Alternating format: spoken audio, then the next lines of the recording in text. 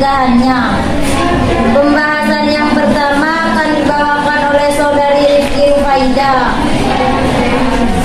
Fertilisasi. Fertilisasi adalah proses terjadinya pembuahan sel telur oleh sel sperma dan ditandai dengan bergabungnya inti kedua sel kelamin tersebut. Apabila ada sel sperma yang masuk ke dalam saluran reproduksi perempuan, sel sperma tersebut akan bergerak menuju sel telur. Apabila telah bertemu dengan sel telur, bagian kepala sel sperma akan masuk ke dalam sel telur dan meninggalkan bagian ekornya di luar sel telur.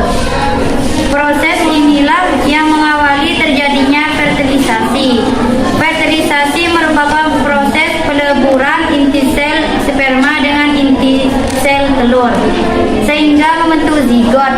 Proses fertilisasi ini terjadi di dalam tuba fallopi. Sel sperma menggunakan flagela yang bergerak memutar sebagai baling-baling untuk menggerakkan tubuh dalam cairan yang ada pada tuba fallopi menuju ke sel telur. Gerakan flagela ini dianalogikan dengan baling-baling untuk mendorong.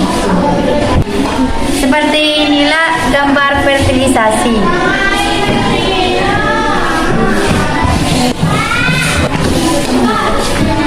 Skema pergerakan flagela sel sperma.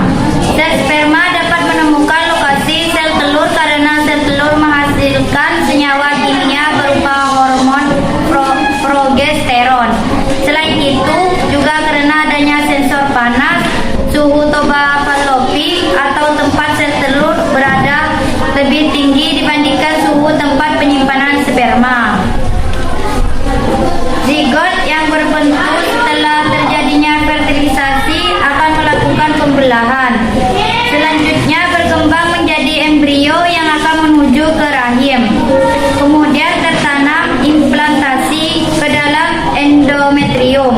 Pada kondisi ini, seorang perempuan mengalami kehamilan.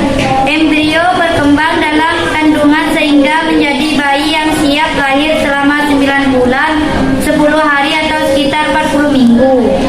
Perkembangan embrio dalam kandungan dapat dibagikan menjadi beberapa periode. Ini gambar skema pergerakan flagela sel sperma. Selanjutnya pembahasan yang kedua akan dibawakan Saudari Nasafa Salsabila. Penyakit pada sistem reproduksi manusia.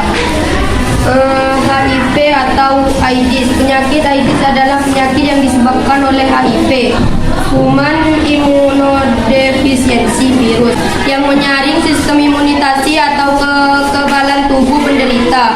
Saat ini penyakit yang disebabkan oleh HIV ini lebih dikenal dengan istilah AIDS. Ini adalah gambar virus HIV/AIDS dan ini orang yang terkena penyakit HIV/AIDS. HIV dapat ditularkan dari orang tua yang terinfeksi kepada anaknya melalui transfusi darah yang terinfeksi. Ditularkan akibat gaya hidup yang tidak baik seperti pergaulan bebas dan menggunakan jarum suntik untuk obat terlarang seperti narkoba. Fase selanjutnya, AIDS baru terdapat terdiagnosis setelah kekebalan tubuh sangat berkurang dan timbul penyakit tertentu seperti TBC, pneumonia, herpes, saraf terganggu, dan lain-lain. Fase ini berlangsung 3-6 bulan. Selanjutnya, gonor. Penyakit gonor disebabkan oleh bakteri Neisseria gonor. Gejala penyakit ini adalah rasa sakit dan keluar nanah pada saat kencing pada laki-laki, serta keputihan berwarna kuning hijau pada perempuan. Penyakit ini dapat menyebabkan kebutaan pada bayi yang baru lahir. Seperti ini gambar penyakit gonor.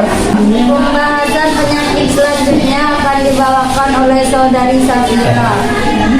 Sifilisis, maksud saya sifilis. Sifilis adalah penyakit menular yang disebabkan oleh bakteri Treponema pallidum. Gejala awal penyakit ini adalah luka pada tempat masuknya bakteri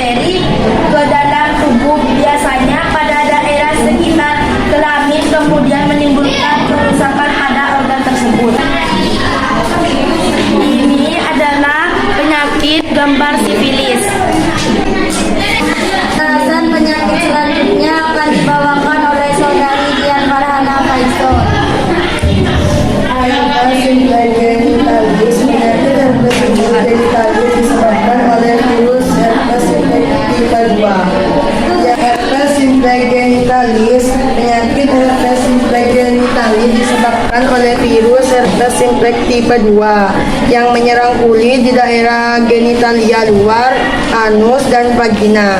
Gejala penyakit itu berupa gatal-gatal, pedih, dan kemerahan pada kulit di daerah kelamin.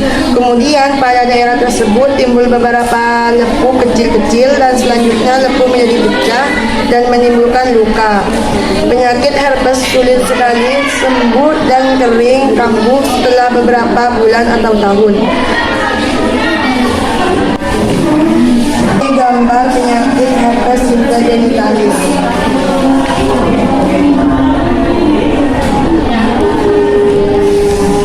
Bahasan selanjutnya, upaya pencegahan penyakit pada sistem reproduksi manusia yang akan dibawakan oleh Saudari Rizky Rufaida. Upaya pencegahan penyakit pada sistem reproduksi manusia. Apabila kebersihan organ reproduksi kurang dijaga, akan dapat terjangkit oleh penyakit yang disebabkan oleh jamur, bakteri ataupun parasit. Beberapa upaya untuk mencegah terjangkitnya penyakit yang disebabkan oleh infeksi jamur, bakteri ataupun parasit. Menggunakan celana dalam yang berbahan katun dan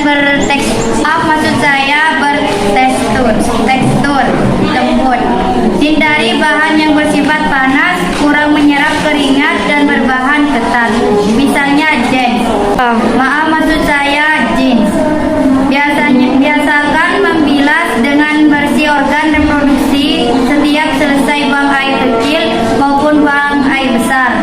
Selanjutnya, keringkan sisa air yang masih menempel di kulit dengan menggunakan tisu atau handuk hingga benar-benar kering. Ini akan dapat mengurangi risiko terjadinya infeksi oleh jamur pada bagian organ reproduksi. Menggantikan celana dalam minimal 2-3 hari kali sehari. Memotong rambut yang ada di daerah organ reproduksi apabila sudah panjang, karena apabila terlalu panjang akan menjadi sarang kuman. Bagi kamu yang perempuan, apabila sedang mengalami menstruasi, gantilah pembalut sesering mungkin. Pada saat aliran darah banyak, kamu dapat menggantikan minimal 5-6 jam sekali. Darah yang tertampung pada pembalut bisa menjadi media tumbuhnya kuman menyebabkan infeksi. Bagi kamu yang perempuan, hindari menggunakan sabun pembersih daerah kewanitaan dan body liner secara terus-menerus. Penggunaan sabun pembersih daerah kewanitaan akan mengubah pH, akan membunuh bakteri baik.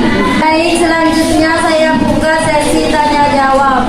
Ada yang mau bertanya? Baik, di sini saya akan bertanya tentang penyakit herpes genitalis itu disebabkan oleh apa dan gejalanya seperti apa? Pertanyaan yang kedua, bagaimanakah fertilasi dan kehamilan terjadi? Saya serahkan pada penyakit untuk menjawab pertanyaan. Kak Ami akan menjawab dari Anissa. Penyakit herpes simplex genitalis disebabkan oleh virus herpes simplex tip 2 yang menyerang kulit di daerah genitalia luar, anus, dan vagina. Gejala penyakit ini berupa gatal-gatal, pedih, dan kemerahan pada kulit di daerah kelamin. Baik, saya di sini akan menjawab pertanyaan dari Alfia. Fertilisasi terjadi apabila sel telur dibuahi oleh sel sperma.